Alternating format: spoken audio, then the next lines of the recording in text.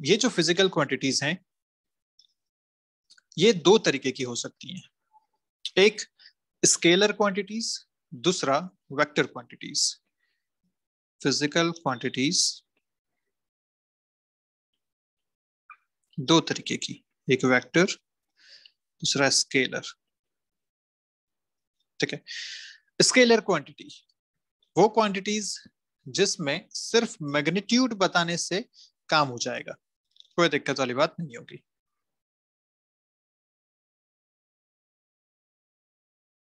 तो मैं यहां लिख सकता हूं सिर्फ मैग्नीट्यूड अगर मैं इसका बताऊं तो मेरा काम हो जाएगा, मुझे कोई दिक्कत वाली बात नहीं है सिर्फ मैग्नीट्यूड बताने से। ठीक है। वेक्टर क्वांटिटीज वो क्वांटिटीज होती हैं जिसमें मैग्नीट्यूड के साथ साथ मुझे डायरेक्शन भी स्पेसिफाई करनी पड़ती है। जैसे मैं आपको एग्जांपल देता हूं, मैं दो क्वांटिटीज का नाम लेता हूं, एक डिस्टेंस, दूसरा डिस्प्लेसमेंट। ओके। मैं बोलता हूं कि एक बंदा अपने घर से निकल के मार्केट तक गया, उसने 1 किलोमीटर की डिस्टेंस ट्रैवल करी। ठीक है। इसमें मुझे कहीं भी डायरेक्शन बताने की जरूरत नहीं पड़ी कि वो किस डायरेक्शन में चला, उसने टोटल 1 किलोमीटर चला, टोटल 1 किलोमीटर की डिस्टेंस ट्रैवल करी। जबकि वेक्टर क्वांटिटी है डिस्प्लेसमेंट, वो डिस्टेंस क्या हो गई, स्केलर, सिर्फ मैग्नीट्यूड की बात हुई। Displacement is vector quantity. यहां मुझे बताना पड़ेगा कि जब वो घर से निकला और जब वो मार्केट पहुंचा तो वो किस डायरेक्शन में चला। अगर वो इस डायरेक्शन में 1 किलोमीटर चला, मैं इसको बोलता हूं लेट्स से ईस्ट, तो मैं बोलूंगा कि उसका जो डिस्प्लेसमेंट है वो है 1 किलोमीटर टूवर्ड्स ईस्ट। तो यहां पे मुझे मैग्नीट्यूड के साथ साथ डायरेक्शन भी बतानी जरूरत हुई। तो ऐसी क्वांटिटीज जिनको डिफाइन करने के लिए मैग्नीट्यूड के साथ साथ डायरेक्शन की भी जरूरत पड़ती है, उन्हें कहते हैं वेक्टर क्वांटिटीज। तो अभी तक आपने जितनी क्वांटिटीज पढ़ी ना, फिजिकल क्वांटिटीज आपने सारी पढ़ी, आपने फोर्स पढ़ा, एक्सेलरेशन पढ़ा, मास पढ़ा, वेलोसिटी, टाइम, सारे डिस्टेंस, डिस्प्लेसमेंट, सब कुछ पढ़ा। बट अब हम बात करेंगे इन्हीं सारी क्वांटिटीज को दो फ्रेगमेंट्स में रख के, एक वेक्टर दूसरा स्केलर। तो जैसे मैं मास की बात अगर करूं, क्या मास के लिए मुझे डायरेक्शन की जरूरत है? मैं बोलूंगा कि जैसे इस फोन का मास है लेट्स से 200 ग्राम्स या 250 ग्राम्स, तो मुझे बताने की जरूरत पड़ेगी क्या मास इस डायरेक्शन में है या इस डायरेक्शन में? नहीं, mass is mass, scalar quantity है। तो बात समझ में आती है कि ऐसी क्वांटिटीज जिसमें डायरेक्शन बताने की जरूरत ना पड़े, जैसे मास या डिस्टेंस। लेकिन यही अगर मैं बात करूं फोर्स की, तो मुझे डायरेक्शन दिखानी पड़ेगी। मैं बोलूंगा कि इस फोन पे अगर मैं एक फोर्स लगा रहा हूँ और लेट्स से 10 न्यूटन का फोर्स लगा रहा हूँ, तो 10 न्यूटन फोर्स किस डायरेक्शन में लगा रहा हूँ? क्या मैं इस पे फोर्स नीचे की तरफ लगा रहा हूँ? क्या मैं फोर्स इस डायरेक्शन में लगा रहा हूँ? क्या मैं फोर्स ऊपर की तरफ लगा रहा हूँ? क्योंकि उससे फर्क पड़ेगा इसके मोशन पे। अगर मैं इस पे ऊपर की तरफ फोन लगाऊंगा ये ऊपर उठेगा, अगर मैं इस पे इधर फोर्स लगाऊंगा ये इस तरफ स्लाइड करेगा। फर्क पड़ा इसके मोशन पे। तो जिस बात का या जिस क्वांटिटी का डायरेक्शन भी इंपॉर्टेंट है, ऐसी क्वांटिटीज कहलाती हैं वेक्टर क्वांटिटीज। तो फोर्स, डिस्प्लेसमेंट, वेलोसिटी, इधर आ जाएगा स्पीड। अगर मैं बोलता हूँ कि 10 किलोमीटर पर आवर की स्पीड से कोई चल रहा है, तो मैं उसको डायरेक्शन दिखाने की जरूरत नहीं है, speed is a scalar quantity. पर अगर वेलोसिटी की बात हो रही है तो मुझे बताना पड़ेगा कि वो किस डायरेक्शन में जा रहा है विद 10 किलोमीटर पर आवर। तो वहां पे मैग्नीट्यूड एंड डायरेक्शन दोनों इंपॉर्टेंट हो जाती है। अब वेक्टर्स की एक बेसिक बात तो आपको समझ में आ गई कि स्केलर क्वांटिटीज क्या होती हैं और वेक्टर क्वांटिटीज क्या होती हैं। यहां तक तो अपने को बात क्लियर है। अब अपन बात करते हैं कि वेक्टर को रिप्रेजेंट कैसे किया जाए। हम जब फिजिक्स में इसको पढ़ेंगे तो उसका रिप्रेजेंटेशन कैसा होगा। तो हम बात करते हैं यहाँ पे वेक्टर रिप्रेजेंटेशन की।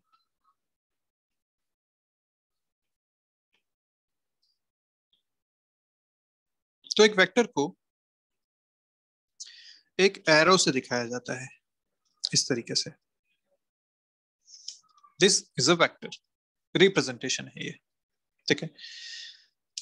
इसमें कुछ चीजें इंपॉर्टेंट है, वो क्या क्या है?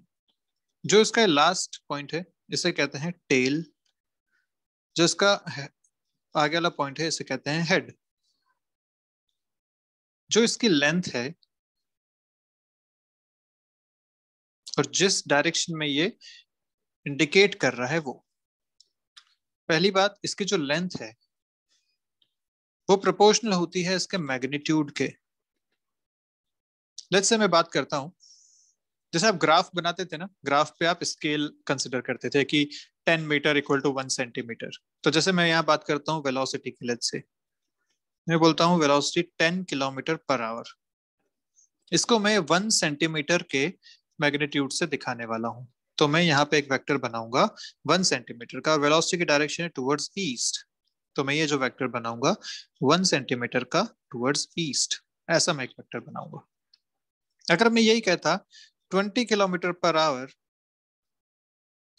टुवर्ड्स वेस्ट, तो ये 20, क्योंकि आपने 10 को 1 सेंटीमीटर लिया हुआ है तो 20 को मुझे लेना पड़ेगा 2 सेंटीमीटर के बराबर, डबल, टुवर्ड्स वेस्ट। तो इसका जो हेड है वो इस डायरेक्शन में इंडिकेट करेगा। तो ये होते हैं वेक्टर का रिप्रेजेंटेशन, जहां पे इसकी जो लेंथ है वो मैग्नीट्यूड के प्रोपोर्शनल होती है और जो इसका हेड है वो इसकी डायरेक्शन को इंडिकेट करता है। ठीक है, तो अगर ये हेड टुवर्ड्स ईस्ट है मतलब इसकी डायरेक्शन टुवर्ड्स ईस्ट है, ये हेड अगर टुवर्ड्स वेस्ट है मतलब ये डायरेक्शन टुवर्ड्स वेस्ट है। यहां तक क्या बात क्लियर है आप सभी लोगों को? यस और नो जल्दी से एक बार। यस जल्दी। सर। ठीक है, अब जैसे मुझे लिखना है वेलोसिटी, तो मैं वेलोसिटी को अभी तक लिखते आए थे v से, लेकिन क्योंकि हमें पता है कि वेलोसिटी एक वेक्टर क्वांटिटी है, तो मैं क्या करता हूं, इसको स्पेसिफाई करने के लिए कि ये एक वेक्टर है, ऊपर एक एरो बना देता हूं ऐसा। तो इसका मतलब हो गया कि this is a vector quantity. अगर मैं सिर्फ ऐसा लिखता v तो ये एक स्केलर क्वांटिटी कहलाती, लेकिन जैसे इसके ऊपर एरो लगा दिया तो ये एक वेक्टर क्वांटिटी को रिप्रेजेंट कर रही है या डिनोट कर रही है। ऐसे एक्सेलरेशन की अगर मैं बात करूं तो आप एक्सेलरेशन को लिखते आए हैं a, लेकिन अब मुझे पता है कि ये एक वेक्टर क्वांटिटी है, तो मैं इसके ऊपर एक एरो लगा दूंगा ऐसा। तो दिस एरो, किसी सिंबल के ऊपर ही एरो लगा देना मतलब this represents a vector quantity. तो हम बोल सकते हैं कि हाँ, ये एक्सेलरेशन जो है ये एक वेक्टर क्वांटिटी है, ये जो वेलोसिटी है ये एक वेक्टर क्वांटिटी है। अगर मुझे स्पीड के बारे में लिखना होता तो मैं ऊपर एरो नहीं लगाता, मैं सिर्फ v लिखता, क्योंकि ये एक स्केलर क्वांटिटी है। ठीक है, तो जब भी वेक्टर क्वांटिटी लिखेंगे ऊपर एक एरो लगा के लिखेंगे, जब स्केलर क्वांटिटी लगेंगे तो ऐसे लिखेंगे। ठीक है, यहाँ तक बातें। अब मैग्नीट्यूड को कैसे लिखा जाए, तो मैं बात करता हूं मैग्नीट्यूड ऑफ अ वेक्टर। तो बेसिकली मैग्नीट्यूड है क्या? आपने जैसे यहाँ बोला कि 10 kilometre per hour towards east, तो यहाँ मैग्नीट्यूड क्या हुआ, ये 10, this 10 is the magnitude. Direction क्या हुई, towards east, this is the direction. तो मैग्नीट्यूड बेसिकली वही है जो आप लिखते हैं। तो आप बात करेंगे मैग्नीट्यूड ऑफ वेक्टर ए, अगर इसका मुझे मैग्नीट्यूड लिखना है तो मैं इसको लिखूंगा ऐसे, दोनों तरफ ऐसे बार बना दूंगा। ये जो बार बनते हैं इसका मतलब होता है मॉड या मैग्नीट्यूड। कोई भी वेक्टर अगर इसके अंदर लिखा हुआ है इसका मतलब मैग्नीट्यूड के बारे में बात यहाँ पे हो रही है। अब कई बार हम इसको एज इट इज रिप्रेजेंट ना करके सीधा सीधा ए भी लिख देते हैं कि अगर एक वेक्टर ए है उसके मुझे मैग्नीट्यूड की बात करनी है तो मैं उसको या तो ऐसे लिखूं, या जनरली हम उसको सीधा सीधा ए लिख देते हैं। इसका मतलब क्या आता है, इसका मतलब है this is the magnitude of vector A. कई बार इसे सीधा लिखा दिया जाता है, तो हमें कंफ्यूज नहीं होना है, ऐसा लिखा है तो इसका मतलब मैग्नीट्यूड की बात यहाँ पे हो रही है। ठीक है, ओके। तो वेक्टर का रिप्रेजेंटेशन आई गेस आपको बात समझ में आ गई कैसे करना है। जिस डायरेक्शन में वेक्टर है उस डायरेक्शन में हेड होना चाहिए, जहां से शुरू हो रहा है उधर टेल होनी चाहिए, तो टेल टू हेड ऐसा डायरेक्शन हो जाएगा। लेंथ, जो वेक्टर जितना ज्यादा लंबा उसका मैग्नीट्यूड उतना ज्यादा, ये बात यहां से समझ में आती है। ठीक है, तो यहां तक इसकी बात हो गई रिप्रेजेंटेशन की। अब इसकी कुछ प्रॉपर्टीज हैं उसके बारे में बात करते हैं, प्रॉपर्टीज ऑफ वेक्टर।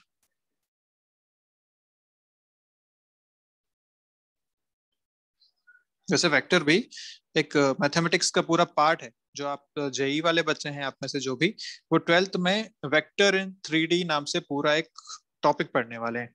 तो वेक्टर एक पूरी मैथमेटिक्स का एक ब्रांच है जो पढ़ा जाता है उसमें।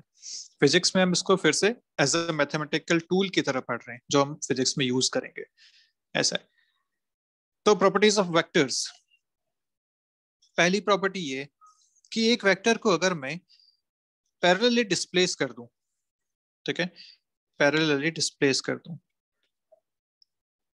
इसका मतलब ये है कि एक वेक्टर यहाँ पे है ऐसा, और मैंने इसको डिस्प्लेस कर दिया बिल्कुल इसके पैरेलल, जैसा ये था एज इट इज, यहाँ पे मैंने इसको डिस्प्लेस कर दिया। सेम मैग्नीट्यूड है, सेम डायरेक्शन है, मैंने यहाँ पे कोई चेंज नहीं किए, देख लीजिए आप। इस तरीके से मैंने इसको डिस्प्लेस कर दिया यहाँ पे। इसके लेंथ में कोई चेंज नहीं किया, इसके डायरेक्शन में भी कोई चेंज नहीं किया। तो जब एक वेक्टर की ना तो लेंथ में चेंज करो ना ही डायरेक्शन में चेंज करो, तो वेक्टर भी सेम रहेगा। तो यही बात यहाँ लिखी गई है कि अगर एक वेक्टर को मैं पैरेलली डिस्प्लेस कर दूं तो वेक्टर में कोई चेंज नहीं होता, no change in vector, it remains same, it remains same. तो मतलब एक वेक्टर को आप चाहो यहां बनाओ या आप चाहे यहां बनाओ, अगर उसकी डायरेक्शन और उसका मैग्नीट्यूड सेम है तो वेक्टर सेम ही है, उसमें कोई फर्क नहीं पड़ने वाला। पहली प्रॉपर्टी। दूसरी प्रॉपर्टी ये कि अगर मैं किसी एंगल से रोटेट कर दूं, इफ रोटेटेड, तो इसमें चेंज आ जाएगा। क्यों? ऑब्वियसली हम बात समझ पाते हैं ये चेंज क्यों आएगा, क्योंकि भैया रोटेट करना मतलब उसकी डायरेक्शन को चेंज कर देना। एक वेक्टर था पहले ऐसा, आपने इसको 90 डिग्री से रोटेट कर दिया, अब आपने 90 डिग्री से रोटेट करके इसको बना दिया यहाँ पे ऐसा, तो भैया ये तो चेंज हो गया। आपने भले इसका मैग्नीट्यूड सेम रखा हो, ये जो पहले लेंथ थी अभी भी लेंथ सेम है, लेकिन डायरेक्शन चेंज हो गई। पहले ये था टुवर्ड्स ईस्ट, अब आपने कर दिया इसको टुवर्ड्स नॉर्थ। डायरेक्शन चेंज होते ही वेक्टर चेंज हो गया, क्योंकि वेक्टर दो चीजों से मिलकर बना हुआ है, एक मैग्नीट्यूड, दूसरा डायरेक्शन। कोई भी एक चीज अगर चेंज हुई, वेक्टर चेंज, तो यहाँ पे वेक्टर चेंज हो चुका। हाँ, लेकिन वेक्टर कब चेंज नहीं होगा? घुमाने पे भी। जब आप इसको, यहां था वेक्टर, घुमा के वापस यहीं ले आओ, 360 डिग्री घुमा दो, तो 360 डिग्री घुमाया, वेक्टर यहाँ था, घुमा के वापस यहीं ले आए, फिर से यहीं बना दिया, तो वेक्टर सेम हो गया, कोई चेंज ही नहीं हुआ उसमें। तो अगर रोटेट किया है अदर देन 360 डिग्रीज और 2n पाई रेडियंस, तो वो चेंज हो जाएगा। अगर 360 डिग्री से घुमाया है तो चेंज नहीं होगा, ठीक है। मैंने यहाँ लिखा है 2n पाई, 2n पाई मतलब n कोई भी नंबर हो सकता है, 1 2 3 4 कुछ भी। तो 2 पाई का बेसिकली मल्टीपल है ये। आप 2 पाई घुमाओ, एक राउंड करके यहाँ आ जाएगा। आप 4 पाई घुमाओ, 4 पाई मतलब दो राउंड, 2 पाई और 2 पाई, 4 पाई कर लो तब भी यहीं आ जाएगा। 6 पाई कर लो, 3 राउंड घुमा लो, तब भी वापस यहीं आ जाएगा। तो अगर 2 पाई के मल्टीपल में घुमाते हो तो कोई चेंज नहीं होगा, लेकिन अगर इनके अलावा किसी एंगल से घुमाओगे तो उसमें चेंज आ जाएगा। ये दूसरी प्रॉपर्टी हो गई इसकी। तीसरी जो इसकी प्रॉपर्टी है,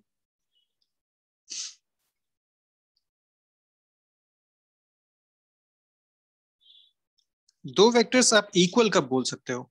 टू वेक्टर्स आर इक्वल, इनकी कंडीशंस हैं। क्या कंडीशन है? पहला, मैग्नीट्यूड सेम होना चाहिए, डायरेक्शन सेम होनी चाहिए, और तीसरा, ये फिजिकल क्वांटिटी भी सेम होनी चाहिए। इसका मतलब ये कि दो वेक्टर्स ऐसे हैं, एक इस डायरेक्शन में है, दूसरा भी इसी डायरेक्शन में है। एक रिप्रेजेंट कर रहा है 20 मीटर पर सेकंड को, एक रिप्रेजेंट कर रहा है 20 मीटर पर सेकंड स्क्वायर को। देखिए दोनों का मैग्नीट्यूड सेम है, इसका मैग्नीट्यूड 20, इसका मैग्नीट्यूड 20, दोनों के डायरेक्शन सेम है, towards east towards east. But ये दोनों वेक्टर्स सेम नहीं कहलाएंगे। क्यों नहीं कहलाएंगे? क्योंकि भैया ये रिप्रेजेंट कर रहा है वेलोसिटी को, मीटर पर सेकंड, और ये है मीटर पर second square, this represent acceleration. तो जब तक फिजिकल क्वांटिटीज भी सेम ना हो जिसको रिप्रेजेंट कर रहे हैं, तो आप इन दोनों वेक्टर्स को सेम नहीं कह सकते, ये दोनों अलग अलग वेक्टर्स। तो अगर दो वेक्टर्स को सेम होना है, इक्वल होना है, उसका क्या पॉसिबिलिटी है कि वो तीनों चीजों को सेटिस्फाई करे, उनका मैग्नीट्यूड भी सेम हो, डायरेक्शन भी सेम हो, और दोनों सेम फिजिकल क्वांटिटी को भी रिप्रेजेंट करते हो, तो हम कह सकते हैं कि हाँ भैया दो वेक्टर्स इक्वल वेक्टर्स होंगे। क्लियर है बात यहाँ तक? एक इंपॉर्टेंट बात इसमें आती है, चौथी इसकी जो प्रॉपर्टी है कि दो वेक्टर्स के बीच का एंगल कैसे देखें, एंगल बिटवीन टू वेक्टर्स। तो हमेशा ध्यान रखिए, ये इंपॉर्टेंट बात है, एंगल बिटवीन टू वेक्टर्स। अगर आप दो वेक्टर्स बनाते हैं, एक इस डायरेक्शन में है और लेट्स से एक इस डायरेक्शन में है, या मैं इसको थोड़ा सा अलग बना लेता हूँ, एक ऐसा है और एक ऐसा है। अरे पंचा, ऐसे दो वेक्टर्स है, मैं इनको नाम दे देता हूँ vector A and vector B. ठीक है। अच्छा देखो, कई बार ना उसको थोड़ा सा ऐसे समझना कि मैं कई बार ऐसा या इसको सिर्फ एक बार ऐसा लगा दूं तो भी वो वेक्टर को ही रिप्रेजेंट कर रहा है। ऊपर में एरो ना बना के सिर्फ बार बनाऊं तो वो सेम ही बात है, तो कंफ्यूज मत होना। ओके, तो ऐसे दो वेक्टर्स हैं, इन दोनों के बीच का मुझे एंगल देखना है। एंगल देखने का जो तरीका होता है वो क्या होता है, इनको अरेंज करो पहले, arrange them tail to tail, दोनों की पूंछ पकड़ के एक साथ लगा दो। ये इसका तरीका है। तो अरेंज कैसे करना है, दोनों की पूंछ पकड़ के एक साथ लगा दो। मैंने एक यहां बनाया, दूसरा मैंने उठा के पूंछ पकड़ के साथ में लगा दिया यहाँ पे। जब आप दोनों की पूंछ पकड़ के टेल टू टेल इनको अरेंज कर देंगे, इस टाइम पे यहाँ पे दो एंगल बन रहे हैं, अभी भी देखो ध्यान से। एक एंगल मैं कह सकता हूँ ये वाला, और दूसरा मैं एंगल कह सकता हूँ ये वाला। तो मुझे कौन सा एंगल लेना है, अरेंज करने के बाद स्मॉल एंगल बिटवीन देम, जो उन दोनों के बीच का छोटा वाला एंगल है वो एंगल कहलाएगा angle between these two vectors. मतलब ये जो एंगल है थीटा, this theta is the angle between these two vectors A and B. और मैंने इनको अरेंज कैसे कर लिया, क्या अरेंज करने से वेक्टर चेंज हो गया? नहीं। पहली प्रॉपर्टी आपने क्या पढ़ी कि अगर मैं किसी वेक्टर को पैरेलल डिस्प्लेस करूं तो उसमें कोई चेंजेस नहीं होंगे। तो मैंने यहाँ पे बिल्कुल पैरेलल डिस्प्लेसमेंट किया है, बी पहले भी इस डायरेक्शन में था, अभी भी इसी डायरेक्शन में है, जिसका इतना मैग्नीट्यूड था अभी भी उतना ही मैग्नीट्यूड है, कोई चेंजेस मैंने यहाँ पे नहीं किए हैं। तो ध्यान रखना, जब भी एंगल बिटवीन टू वेक्टर्स की बात आएगी उनको अरेंज करना होगा टेल टू टेल, उसके बाद छोटा एंगल उन दोनों के बीच का होगा, वो कहलाएगा angle between these two vectors. क्या यहां तक बात क्लियर है? यस और नो एक बार जल्दी से।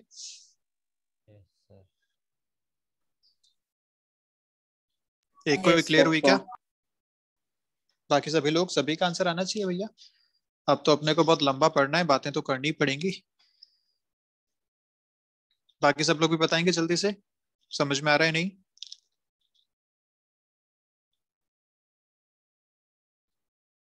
हेतवी, कृपा, महक, प्रथम। Yes sir. Yes sir. Yes ठीक है, सर। गुड। तो ऐसे बात बात करते रहो, बीच में रिप्लाई देते रहो। ओके, इसकी एक जो लास्ट प्रॉपर्टी है वो ये कि दो टाइप के वेक्टर्स होते हैं। एक होते हैं पैरेलल वेक्टर्स, नाम से समझ में आ रहा होगा। एक होते हैं एंटी पैरेलल वेक्टर्स। अब ये एंटी पैरेलल क्या है इसके बारे में बात करते हैं। तो पैरेलल वेक्टर्स वो वेक्टर्स जो सेम डायरेक्शन में हो, इनका मैग्नीट्यूड बराबर होना जरूरी नहीं है। पैरेलल मतलब सेम डायरेक्शन में होने चाहिए, सेम डायरेक्शन में अगर हैं तो ये कहलाएंगे पैरेलल वेक्टर्स। और इनके बीच का एंगल कितना होगा, तो एंगल अपन साफ साफ देख पा रहे हैं, दो पैरेलल लाइंस के बीच का एंगल होता है 0 डिग्रीज। तो angle between them is 0 degrees. कैसे कह सकता हूँ, अरेंज करना है टेल टू टेल, मैं एक को उठाता हूँ और इस पे लाके रख देता हूँ। अब सोचो तुम, मैं इस पे अगर इसको लाके रख दूं, टेल टू टेल अरेंज कर दूं, तो क्या दोनों सेम लाइन पे हो जाएंगे? बिल्कुल एक ही तरफ। और एक ही लाइन पे अगर सेम लाइन पे एंगल देखना है तो 0 डिग्री है, दोनों एक ही तरफ पॉइंट कर रहे हैं, इसलिए angle between them is 0 degrees. Anti parallel की जब बात करूं तो एंटी पैरेलल होते हैं वो वेक्टर्स जो अपोजिट डायरेक्शन में पॉइंट कर रहे हैं। मैग्नीट्यूड यहां भी बराबर होना जरूरी नहीं है, फिर बता देता हूं। ये ऐसे वेक्टर्स हैं जो कहलाएंगे एंटी पैरेलल वेक्टर्स। और अगर इन दोनों के बीच का एंगल देखो तो कितना आना चाहिए एंगल, बताएंगे जरा, एंगल कितना आना चाहिए? 180 डिग्री। बस, बहुत बढ़िया, एंगल शुड बी 180 डिग्रीज। बहुत बढ़िया। कैसे आया भैया, अगर मैं इसको अरेंज करता हूं टेल टू टेल, तो टेल टू टेल अरेंज करो, दोनों की पूंछ पकड़ के साथ में लगा दो, लगा दी। क्या मिला angle? Total angle is 180 degrees. So yes, anti parallel vectors का एंगल बनेगा 180 डिग्रीज, पैरेलल का बनेगा 0 डिग्रीज. इसी से रिलेटेड एक बात आती है equal vectors and opposite vectors. अब इक्वल वेक्टर्स किसे बोलेंगे?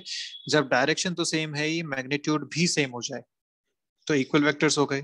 अपोजिट वेक्टर्स किसे बोलेंगे? कि मैग्नीट्यूड तो सेम है लेकिन डायरेक्शन जस्ट अपोजिट हो जाए, ऐसे वेक्टर्स कहलाएंगे इक्वल एंड अपोजिट वेक्टर्स. क्या यहाँ तक बात क्लियर है? पैरेलल से आप रिलेट कर सकते हैं इक्वल को, और एंटी पैरेलल से रिलेट कर सकते हैं आप अपोजिट को. यहाँ पे मैग्नीट्यूड पे कोई ऐसी बात नहीं थी. मैग्नीट्यूड सेम हो भी सकता है, नहीं भी हो सकता है. यहाँ पे मैग्नीट्यूड बराबर होने चाहिए, डायरेक्शन तो ऑब्वियसली सेम होनी चाहिए.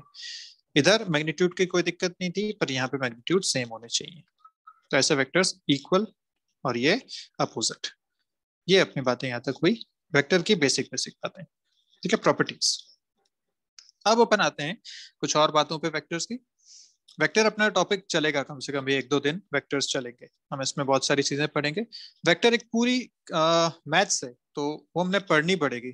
जैसे आप बोलते हो ना कि 2+3=5, लेकिन वेक्टर एक ऐसी चीज है जहां पे 2+3 1 से लेके 5 के बीच में कुछ भी हो सकता है. ये है वेक्टर्स का हिसाब किताब. तो वो कैसे करना है वो हम इसमें बात करेंगे. तो ये एक मैथमेटिक्स से डिफरेंट टाइप की जो हमें पूरी पढ़नी पड़ती है. ठीक है, तो आएंगे उस पर, धीरे धीरे हम उस पर बढ़ेंगे. फिलहाल हम बात करते हैं यूनिट वेक्टर की. एक स्पेशल वेक्टर है यूनिट वेक्टर. वे यूनिट वेक्टर क्या है? तो ध्यान रखो, जब भी यूनिट का मतलब आता है ना, यूनिट मतलब होता है 1. यूनिट का मतलब होता है 1. तो एक ऐसा वेक्टर जिसका मैग्नीट्यूड 1 हो उसे कहेंगे यूनिट वेक्टर. ठीक है, तो बेसिकली बात क्या हो गई, इसका मैग्नीट्यूड हो गया 1. इसको रिप्रेजेंट कैसे करेंगे? इसको रिप्रेजेंट करते हैं ए कैप से. इसको बोलेंगे आप ए कैप.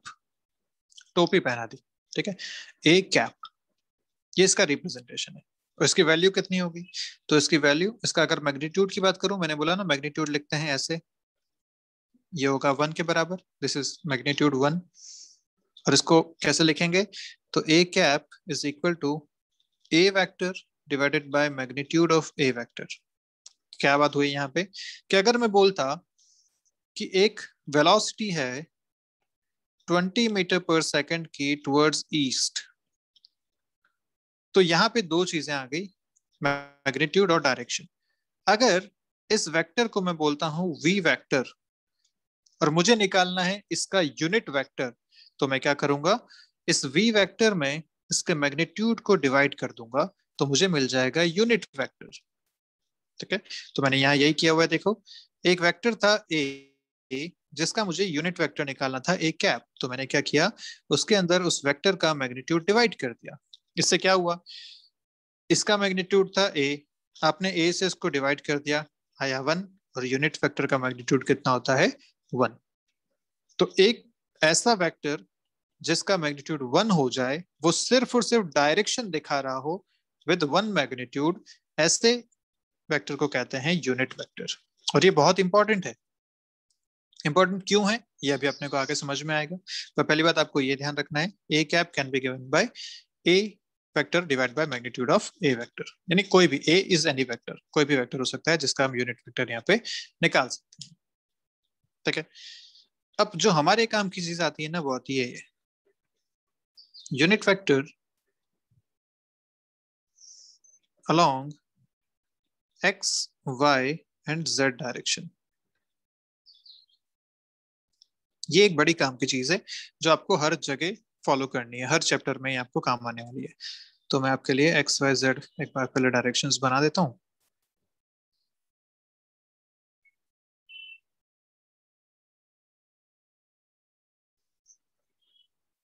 चलिए मैं इसको इतना ही बनाता हूँ. ये let's say x positive x axis है, this is positive y axis, this is negative axis है, this is negative y axis. ये तो हमने पढ़ा हुआ है बचपन से, आप ग्राफ आप पढ़ते आ रहे हैं ये सारी चीजें. तो इसे कोऑर्डिनेट एक्सिस कहते हैं हम लोग. अब ये जो एक्स वाई जेड तीन एक्सिस हैं, इनके अलोंग हम यूनिट वेक्टर को डिफाइन करते हैं।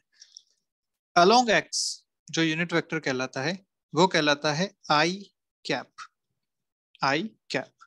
अलोंग वाई जो यूनिट वेक्टर है वो कहलाता है जे कैप। अलोंग जेड जो कहलाता है वो कहलाता है के कैप। ठीक है, याद रखना है आपको as it is, x y z i j k, याद रखना है। Along x i cap, along y j cap, along z k cap, as it is याद रखना है। अब इसका मतलब क्या हुआ इस बारे में बात करते हैं। मतलब ये हुआ कि अगर आपको एक वेक्टर यहाँ पे दे रखा है, बोला गया कि एक वेक्टर है इस डायरेक्शन में ऐसा, जिसका मैग्नीट्यूड है 20, ठीक है, लेट्स से 20 मीटर पर सेकंड का एक वेलोसिटी आपको दे रखी है। तो मैं इस वेक्टर फॉर्म में क्या लिखूंगा, this V vector can be written as magnitude 20 और डायरेक्शन। अब मैं इसको डायरेक्शन क्या लिखूं, टुवर्ड्स एक्स एक्सिस, लेकिन ये टुवर्ड्स एक्स एक्सिस, इसी को मैं शॉर्ट में क्या बोल सकता हूं, i cap. This towards x axis is nothing but i cap, तो मैं इसको लिखूंगा 20 i cap. This is the vector form of this vector. इसको हम इस तरीके से मैथमेटिकली रिप्रेजेंट कर सकते हैं। तो अब ध्यान दीजिए, हम ग्राफिकल से मैथमेटिकल की तरफ ट्रांसफर हो रहे हैं धीरे धीरे। ग्राफिकल में आपने बात करी कि किधर लेंथ है किधर डायरेक्शन है, सब कुछ बना बना के देखा। अब ये अगर मेरे पास लिखा हुआ है ना, तो मुझे इसको देख के समझ में आना चाहिए कि वेक्टर कैसा होगा। तो वेक्टर कैसा होगा, ऐसा वेक्टर जिसका मैग्नीट्यूड 20 होगा और जो पॉजिटिव एक्स डायरेक्शन की तरफ पॉइंट कर रहा होगा, क्योंकि ये क्या है, प्लस आई कैप। तो अब मैं ग्राफिकल से मैथमेटिकल रिप्रेजेंटेशन पे धीरे धीरे ट्रांसफर हो रहा हूं। ऐसे ही अगर एक वेक्टर मेरे पास होता है यहाँ पे इस डायरेक्शन में, तो ये डायरेक्शन कैसी है, this direction is towards negative x axis. तो अगर पॉजिटिव के लिए प्लस आई कैप था, तो नेगेटिव एक्स के लिए आप लिखेंगे माइनस आई कैप। तो मैं इसको लिख सकता हूँ, इसको रिप्रेजेंट करेंगे आप माइनस आई कैप से। तो ये वेक्टर अगर 10 है और लेट्स से 10 मीटर पर सेकंड स्क्वायर का एक एक्सीलरेशन आपको दे रखा है इस डायरेक्शन में, तो आप इस एक्सीलरेशन वेक्टर को लिखेंगे 10 माइनस आई कैप, या इस माइनस को मैं बाहर ले सकता हूं तो माइनस 10 आई कैप। यह आपका हो जाएगा एक्सीलरेशन वेक्टर। तो अब अगर आपके पास मैथमेटिकल फॉर्म में ऐसा एक वेक्टर लिखा हुआ है जिसके साथ माइनस आई कैप लगा हुआ है या माइनस 10 आई कैप लिखा हुआ है, तो अब आपको ये बात समझनी होगी कि ये वेक्टर कैसा है।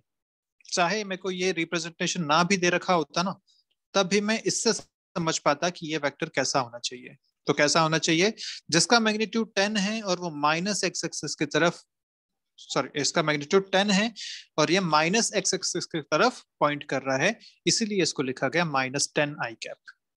सिमिलरली अगर कोई वेक्टर ऐसा होता 5 जो प्लस y की तरफ होता, तो मैं इसको क्या लिखता, this vector can be represented as plus 5 j cap. अगर एक वेक्टर ऐसा नीचे की तरफ होता 8, तो मैं इसे लिखता इस वेक्टर को माइनस 8 j कैप। माइनस क्यों आया, क्योंकि ये नेगेटिव y एक्सिस की तरफ पॉइंट कर रहा है। सिमिलरली अगर कोई वेक्टर होता पॉजिटिव z की तरफ, तो उसको लिखा जाता k कैप से। अगर होता नेगेटिव z की तरफ, तो उसे लिखा जाता माइनस k कैप की तरफ। अब क्योंकि यहाँ पे बात हो ही रही है, तो मैं आपको एक बात बता देता हूँ कि देखो, जो x और y एक्सिस वाले वेक्टर्स है ना, वो तो आप यहाँ पे बना सकते हो आराम से। जैसे आपने ये बना दिया x में, ये बना दिया y में। z वाला बनाना थोड़ा मुश्किल रहता है। z एक्सिस कैसी होती है, बाहर की तरफ आती हुई। मतलब अगर ये प्लेन है, ठीक है, ये आपका जो स्क्रीन है वो प्लेन दिख रहा है आपको, या मैं आपको फोन में ही दिखा देता हूँ। ये जो फोन की स्क्रीन है, ये आपका प्लेन हो गया। इसके अंदर आप x बना सकते हो ऐसे, इसके अंदर आप y बना सकते हो ऐसे, लेकिन z कैसे बनाओगे, बाहर आता हुआ। दिस इज z एक्सिस, है ना, इस प्लेन के परपेंडिकुलर, इस स्क्रीन के परपेंडिकुलर बाहर आता हुआ और अंदर जाता हुआ। This is plus z, this is minus z। तो अब इसको मैं यहाँ कैसे रिप्रेजेंट करूं, पेपर पे कैसे बनाऊं मैं इसे। तो पेपर पे बनाने का एक तरीका क्या है, हम लिखते हैं इसको ऐसा। जब भी इस प्लेन से बाहर आता हुआ होगा ना, मैं उसको लिखूंगा ऐसा, एक डॉट बना के ये। और जब भी अंदर जाता हुआ होगा ना, मैं उसको लिखूंगा ऐसा।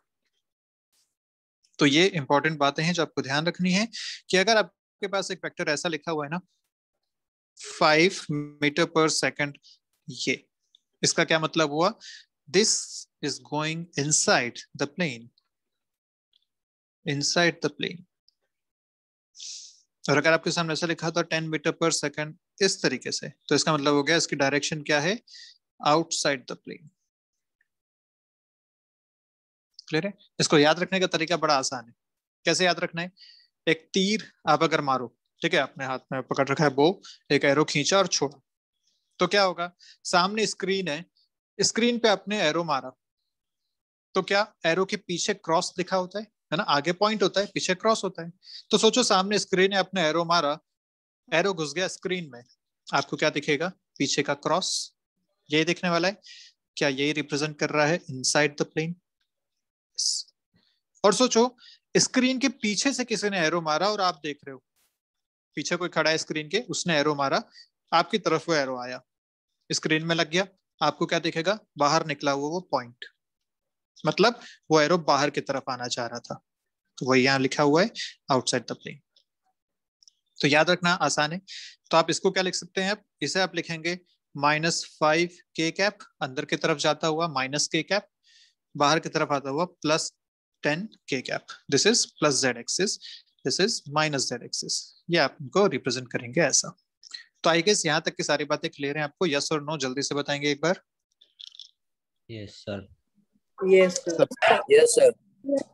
Yes sir. ठीक, तो चलिए बहुत बढ़िया बात है यहाँ तक। अब मेरे को लगता है कि अपने पास 5 मिनट है, तो अपन एक छोटा सा इसका और कर लेते हैं, ठीक है। तो अपना जो नेक्स्ट छोटा सा एक हेडिंग है इसकी आती है मल्टीप्लीकेशन ऑफ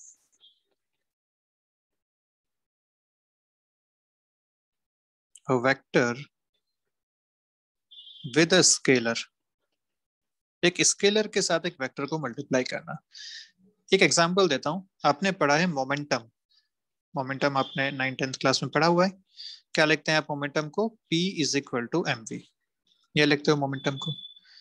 यहाँ पे जो वेलोसिटी है ना, वो तो एक वेक्टर क्वांटिटी है, एंड पढ़ेंगे हम आगे कि मोमेंटम भी एक वेक्टर क्वांटिटी है, जबकि मास एक स्केलर क्वांटिटी है। तो आपने देखो यहाँ क्या कर रखा है, यहाँ पे आपने एक स्केलर को एक वेक्टर से मल्टीप्लाई कर रखा है। तो यही बात हमें देखनी है कि जब भी एक स्केलर को एक वेक्टर से मल्टीप्लाई करते हैं तो क्या फर्क पड़ता है। तो कोई खास फर्क नहीं पड़ता। स्केलर मतलब सिर्फ मैग्नीट्यूड, वेक्टर मतलब मैग्नीट्यूड भी है और डायरेक्शन भी है। तो फर्क किस पे पड़ना चाहिए, आप मैग्नीट्यूड की बात कर रहे हैं तो मैग्नीट्यूड पे फर्क पड़ जाना चाहिए। क्या फर्क पड़ेगा, तो अगर ए वेक्टर ऐसा है, जिसको मैं बताता हूँ, लेट्स से ये this is a A vector, ठीक है, और मुझे बनाना है 2a वेक्टर। मैंने क्या किया यहाँ पे देखो, a था, इसमें 2 मल्टीप्लाई कर दिया, 2 इज ए स्केलर क्वांटिटी, ठीक है, मैंने यहाँ पे एक स्केलर को एक वेक्टर से मल्टीप्लाई किया। तो क्या फर्क पड़ेगा, फर्क पड़ेगा सिर्फ मैग्नीट्यूड पे, कि अगर ये पहले 10 था तो अब ये हो जाएगा 20, ये हो जाएगा डबल। डायरेक्शन में कोई चेंजेस नहीं आने वाले, डायरेक्शन पहले भी इसकी इधर थी, अब भी इसकी इधर है। तो अगर मैं कहूं कि ए वेक्टर था पहले 10 i कैप, तो 2a वेक्टर कितना हो जाएगा अब 20 i कैप। सीधा सीधा आपने मैग्नीट्यूड में उस स्केलर को मल्टीप्लाई कर दिया, दैट्स ऑल। इतना ही अपने को जानना है कि एक वेक्टर अगर स्केलर से मल्टीप्लाई करेंगे तो क्या फर्क पड़ेगा। तो सोचो अगर ये स्केलर एक पॉजिटिव था तो आपने ऐसा देखा, लेकिन अगर मैं ये बोलता कि ए वेक्टर को मैं कन्वर्ट करना चाह रहा हूँ या मैं इसमें मल्टीप्लाई करता हूँ -2, तो क्या हो जाएगा, -2a कैप, -2a बार। और अगर ए वेक्टर था आपके पास 10 i कैप के बराबर, तो ये कितना हो जाएगा, -20 i कैप। हो -i कैप, -i कैप मतलब डायरेक्शन जस्ट अपोजिट। अगर ये पहले था इस डायरेक्शन में, तो अब ये हो जाएगा इस डायरेक्शन में। तो यस, एक फर्क यहाँ पड़ सकता है डायरेक्शन पे, कि अगर स्केलर जो आपने मल्टीप्लाई किया है वो नेगेटिव है, तो डायरेक्शन को जस्ट अपोजिट बना देगा, मैग्नीट्यूड तो चेंज करेगा ही। अगर वो स्केलर मल्टीप्लाई जो आपने किया वो नेगेटिव था, तो डायरेक्शन अपोजिट कर देगा। तो ये चीजें फर्क पड़ती हैं एक स्केलर को एक वेक्टर से मल्टीप्लाई करने पे। अगर पॉजिटिव था तो सेम डायरेक्शन में सिर्फ मैग्नीट्यूड चेंज करता, लेकिन अगर नेगेटिव है तो मैग्नीट्यूड के साथ साथ डायरेक्शन को जस्ट अपोजिट बना देगा वो। क्या यहाँ तक सारी बातें क्लियर है आपको? Yes sir. चलिए यस सर। ठीक है, तो आई गेस आज की क्लास अपन यहीं खत्म करते हैं। अपना मीटिंग पे वैसे 40 मिनट्स पूरे होने ही वाले हैं, सेकंड वाले भी। तो मिलते हैं नेक्स्ट टाइम पे। इससे रिलेटेड कुछ छोटा सा एग्जांपल करेंगे, उसके बाद आगे बढ़ेंगे कि हम दो वेक्टर्स को ऐड कैसे करें या दो वेक्टर्स को कैसे मल्टीप्लाई करें। अभी तो हमने स्केलर और वेक्टर को मल्टीप्लाई किया, अब दो वेक्टर्स को कैसे मल्टीप्लाई करें। स्केलर 2 × 3 = 6, बट वेक्टर्स में ऐसा नहीं होता, कैसे होता है वो करना पड़ेगा। स्केलर में 2 + 3 = 5, वेक्टर्स में नहीं होता, वेक्टर्स में 1 से 5 के बीच में कुछ भी हो सकता है। अब मैंने 1 ही क्यों बोला वो भी देखेंगे। तो ये सारी चीजें हम अगले क्लास में आगे पढ़ेंगे, addition, subtraction, multiplication of vectors. तो चलिए मिलते हैं, तब तक के लिए बाय बाय, पढ़ते रहिए।